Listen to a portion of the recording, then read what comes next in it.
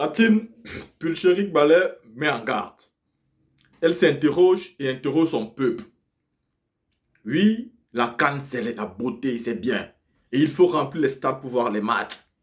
Mais la question qui est derrière, la pétition de Pulcheric Ballet, celle qu'elle a mis pour le peuple ivoirien, que son équipe et elle ont mis pour qu'il faut signer, pour le problème de l'augmentation des prix, les 10% sur le taux d'électricité tous les fins du mois.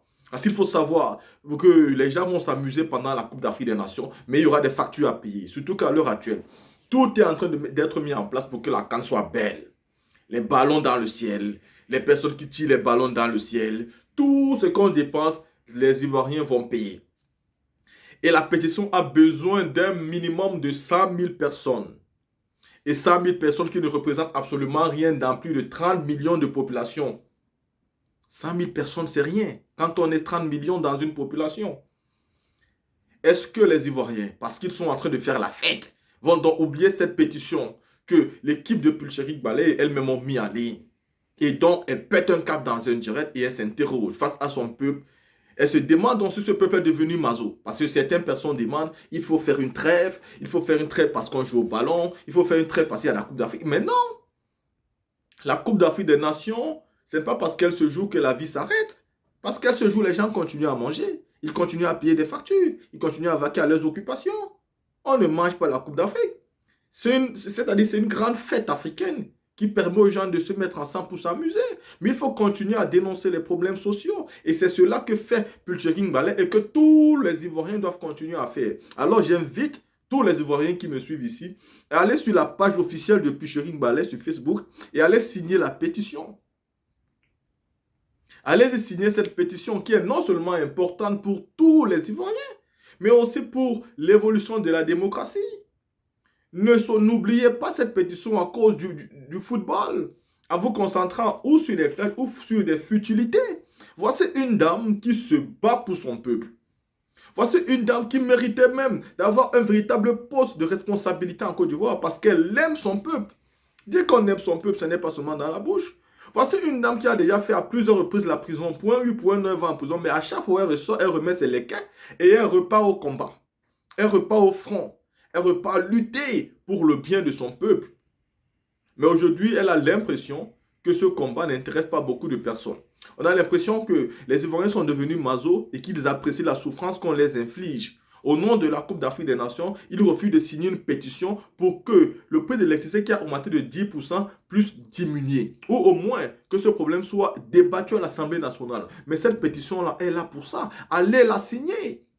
Ne rendez pas cette dame folle qui fait tout pour que les choses changent. Allez la signer. Elle ne fait pas ça que pour elle. La team, écoutez ici le coup de gueule de Pulcheric Ballet au peuple ivoirien qui n'a envie de rien signer dans cette pétition qui est pourtant pour le propre bien de ce peuple-là. Juste à cause qu'on s'amuse pendant la CAN, on a oublié nos problèmes sociaux. La team, écoutons. Vraiment, on est conscient.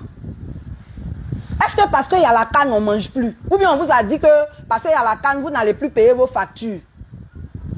Il y a la CAN, et puis ils ont annoncé qu'ils vont faire 10% d'augmentation de l'électricité. Il y a la CAN, et puis ils ont pris beaucoup de décisions, on va en parler de quelques-unes tout à l'heure, qui vont augmenter la cherté de la vie. Donc, ça ne vous empêche pas d'aller dans les stades, de vous réjouir des matchs, mais en même temps, vous n'oubliez pas vos réalités. Vous ne jeûnez pas, vous mangez, non? Vous allez au travail, vous vous déplacez, vous faites tout comme d'habitude. Donc nous on dit, les Ivoiriens qui sont conscients là, ils n'ont qu'à signer notre pétition. C'est une pétition contre la cherté de la vie. Une pétition qui s'oppose à l'augmentation de 10% de l'électricité. Parce que ce n'est pas votre facture seulement qui va augmenter. Hein. Cette augmentation va se répercuter sur tout. Parce que les commerçants aussi là, on va augmenter leur facture, ils vont répercuter ça sur le prix des produits. Déjà, même tout juste après les élections, ils ont augmenté le carburant. Le gasoil comme le super. Et ça s'est déjà ressenti. Et maintenant, on ajoute les 10% d'électricité, alors que déjà, le 1er juillet 2023, on nous a menti que c'est seulement 11% qui allait avoir une augmentation de 10%, notamment ceux qui ont les compteurs de 15 ampères et plus. Mais ceux qui ont les compteurs à 4, là, ils ont constaté. On n'a pas attendu l'annonce de décembre là pour vous donner la moitié des kilowattheures auxquels vous étiez habitués. Ça là, c'est même pas 10%, c'est 50%. Hein? Et nous qui n'avons pas compté à 4, là, on a vu que nos factures aussi avaient augmenté. Mais comme vous ne voulez rien dire, vous ne voulez rien faire, c'est pour ça qu'on nous traite comme ça. Donc, c'est une pétition, on dit de signer. Il y a des gens qui se permettent de dire il faut une trêve. Quand il n'y a pas de trêve dans l'oppression que nous subissons là, pourquoi vous voulez qu'il y ait trêve dans la lutte? Ça veut dire quoi? Si la canne est plus importante que vos conditions de vie, ne signez pas, c'est votre problème. Mais nous là, on a dit on veut 100 000 signatures. 100 000 là, c'est petit, je vais vous donner les chiffres. En Côte d'Ivoire, on dit on a 29 millions d'habitants. 29 millions d'habitants là, 100 000 là, ça fait 0,3%. Ça veut dire que si on n'a pas eu les 100 000 signatures, ça veut dire que vous aimez la souffrance, vous êtes maso, vous voulez qu'on vous maltraite. Le message là, il va passer. Eux-mêmes, ils ont déjà commencé, ils sont déjà prêts pour nous. Vous venez confirmer que c'est ce que vous voulez. Nous tous, on va subir, ce n'est pas un problème. Sur les 29 millions d'habitants là, il y a environ 10 millions de population active, c'est-à-dire ceux qui travaillent là, ils sont 10 millions. Les 100 millions là, ça fait 1% de ceux qui travaillent. Si on ne peut pas obtenir les 100 millions de signatures, ça veut, les 100 000 signatures plutôt, ça veut dire que toute la population active est d'accord pour cette maltraitance que nous subissons. Il y a une étude qui a été faite en 2021 par un cabinet qui a révélé qu'on a 12 millions d'internautes en Côte d'Ivoire. Ça, c'était en 2021. Ça veut dire qu'actuellement, il y en a plus. Mais si on prend seulement les 12 millions là, ça fait 0,8% de signatures qu'on veut sur les 12 millions là. 100 000 signatures, ça fait 0,8%. Il y a 3,6 millions d'abonnés CIE.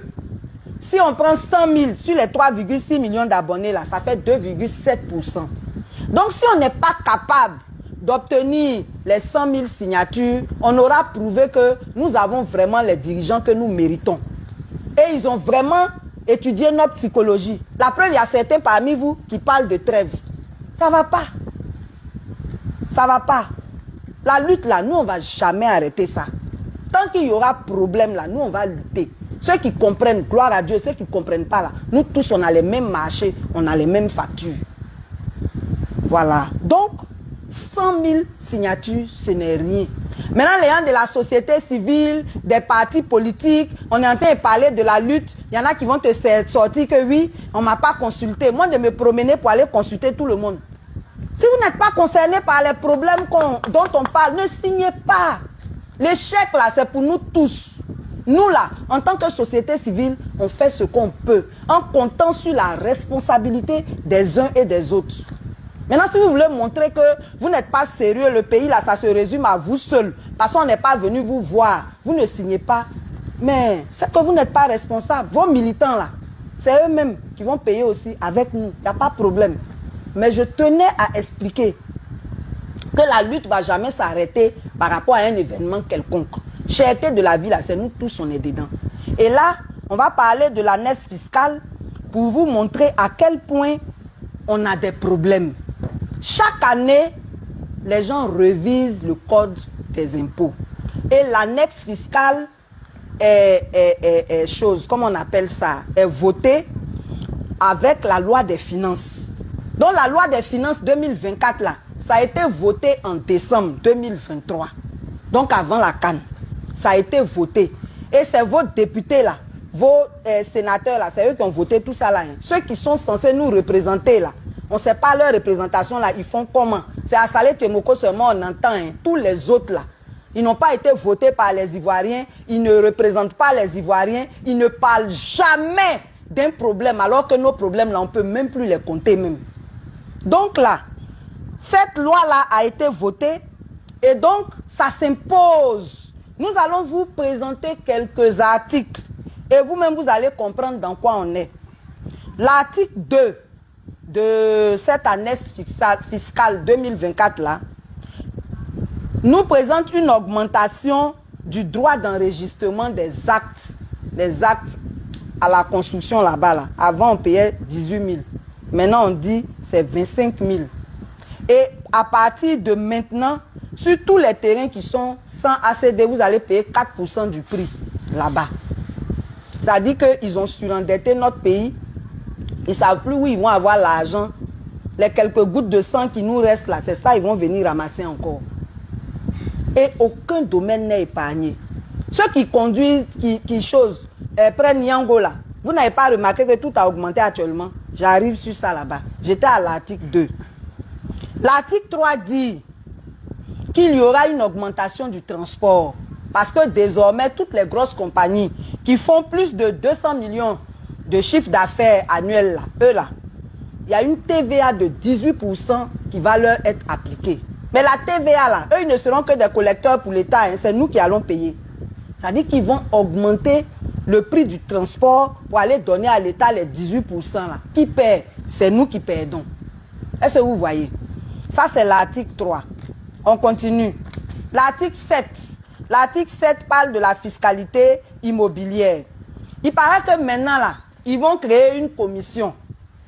Par quartier, par zone, par commune, là, il y aura une commission. C'est la commission là qui va fixer les prix de nos loyers. C'est la commission là qui va fixer les prix de nos maisons, de tous nos biens immobiliers. Tu veux vendre ton terrain là, c'est la commission là qui a dit le prix. Tu veux vendre ta maison là, c'est la commission qui va dire le prix.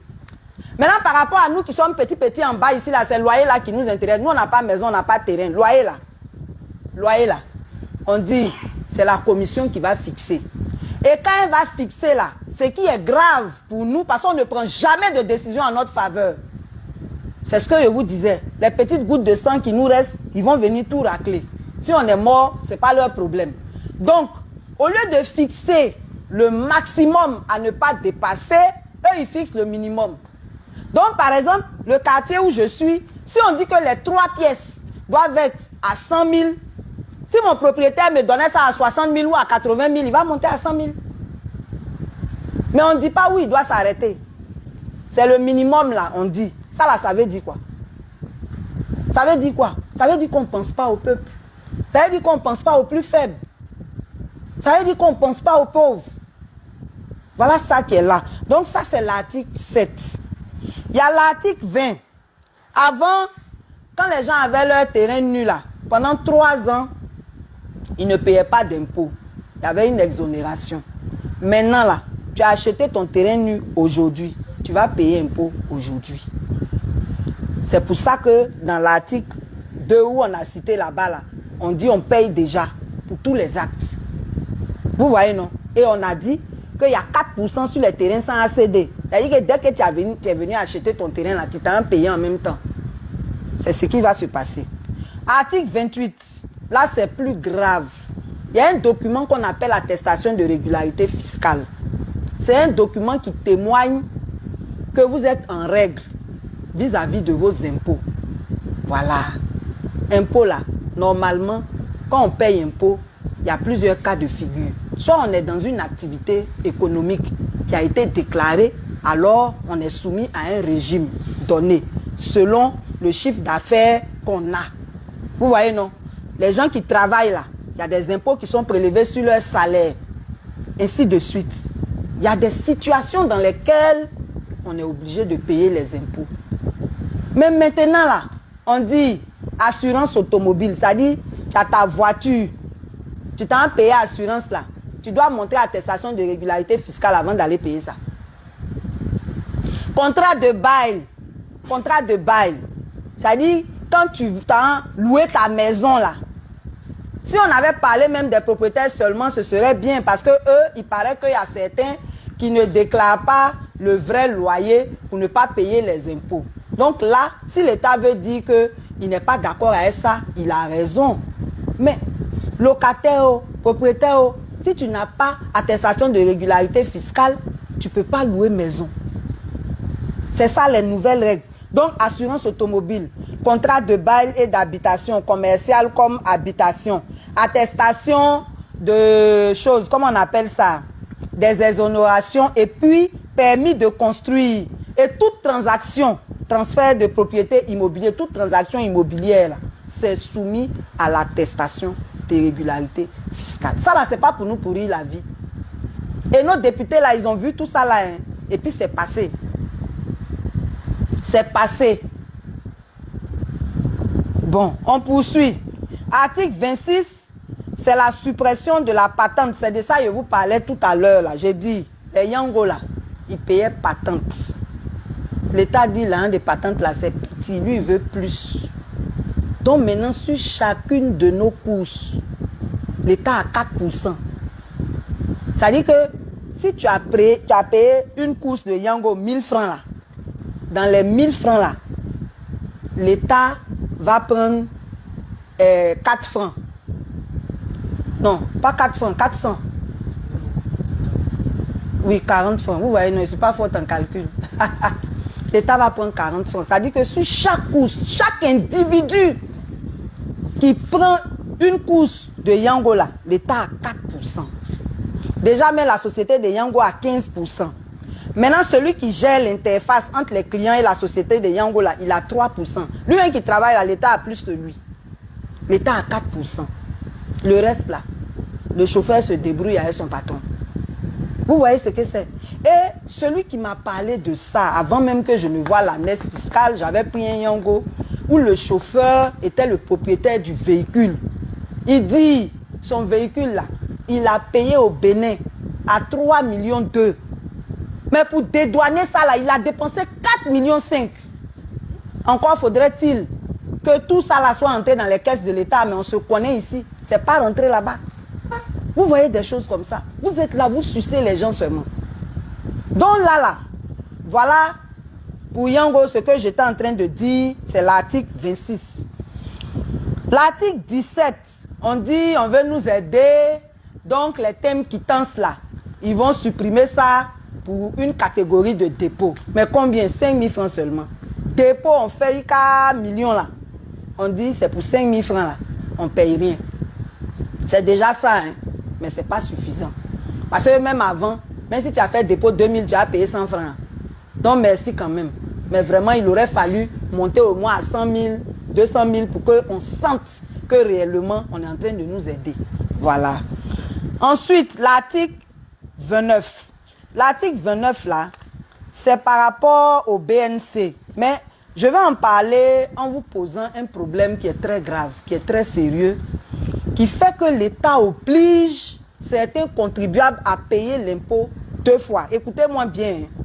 Il y a des professions là qui facturent des honoraires aux gens, comme les professions judiciaires et tout ça. Et ces honoraires là, l'État prend 7,5% dessus, 7,5% dessus.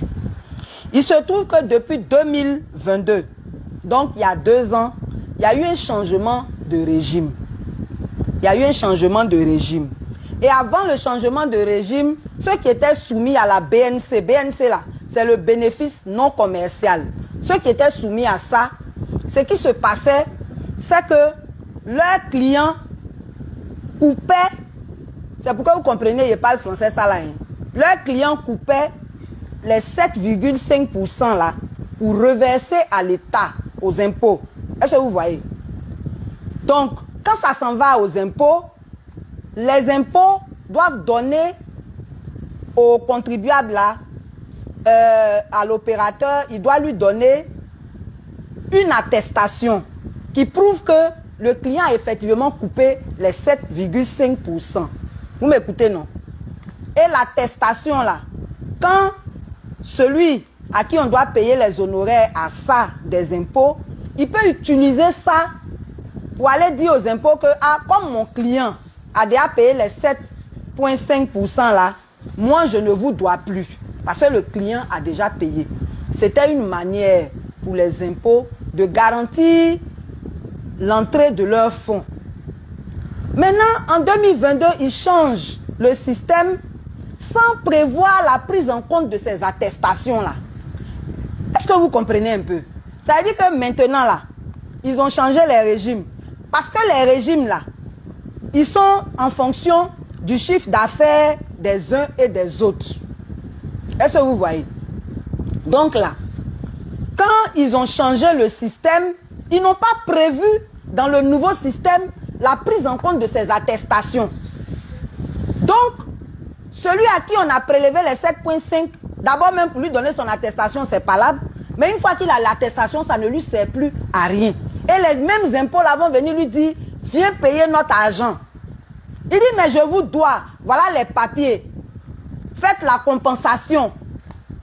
On dit non, c'est pas possible. La personne s'en va se plaindre dans le centre des impôts dont il relève. Le centre des impôts lui dit, va te plaindre à I-Impôt. Tu t'en vas à I-Impôt, on dit non, va à la direction générale des impôts. Tu t'en vas à la direction générale des impôts, tu es bloqué. On ne te répond même plus. Et puis tu payes 2 fois. Et puis si tu n'as pas payé 2 fois là, les impôts vont venir fermer ton entreprise. Ça là, c'est comment on appelle ça? Vous donnez un WC aux gens matin, midi, soir. Des entreprises qui ferment alors que vous leur devez. En français facile là, ça veut dire que tu me dois, je te dois, mais on ne peut pas faire la compensation. Il y a un problème. J'ai le papier qui me prouve que les 7 000 que tu dis que je te dois là, j'ai payé. Tu dis le papier là, toi tu t'en fous de ça. Pourquoi? Vous auriez dû adapter le système informatique là à la prise en compte des attestations. Jusqu'à présent, ça se passait bien. Pourquoi quand vous changez, vous ne prenez pas ça en compte? Donc il y a des gens qui ont des millions sur attestation et puis impôt leur demande aussi des millions à aller payer. Alors qu'ils ont déjà payé. Donc ça là vraiment, essayez de revoir ça. Ça ne va pas, il y a la cherté de la vie, les entreprises même se plaignent. Vous allez faire, les gens vont fermer. C'est des gens qui vont perdre leurs emplois encore dans ce contexte où on est là. C'est quelle affaire? En tout cas, monsieur le directeur général des impôts, ceux qui le connaissent là, nous on va écrire, hein, mais parlez-leur, dites-leur que ça là, ils n'ont qu'à corriger ça parce que c'est pas normal. Si on ferme ces entreprises là, c'est une injustice. Parce que l'impôt même, les impôts même leur doivent. Mais si vous leur devez, accepter les attestations pour faire la compensation, c'est pas compliqué. D'autant plus que ces attestations prouvent qu'ils ont déjà payé.